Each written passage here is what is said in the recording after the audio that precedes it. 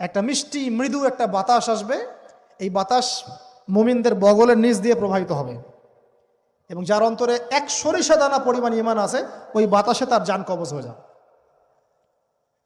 বাকি থাকবে সব এই যে গরু ছাগল হাঁস মুরগির মতো মানুষ, গবাদি পশু, আল্লাহ বলার মতো মানুষ নাই, রাস্তা মোড়ে মোড়ে জেনা করবে।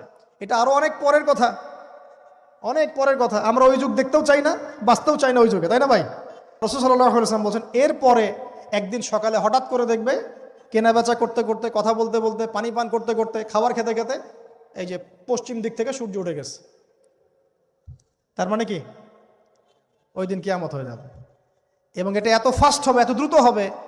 আল্লাহর রাসূল সাল্লাল্লাহু আলাইহি ওয়াসাল্লাম বলেছেন যে কেউ বাসায় ফিরে যাবে, আহাল পরিবারের সাথে একটা দেখা করবে, এই সুযোগ পাবে না। একদম ইনস্ট্যান্ট ডেট ছাড়। একটা বজ্রনীনাদ, প্রচণ্ড মানে শব্দ, এটাতে বিকট একটা শব্দে পুরো মহাবিশ্ব তোলপাড় সৃষ্টি হয়ে যাবে, একদম শেষ। এই হলো সিঙ্গার প্রথম ফুক, শেষ, সব ডেট।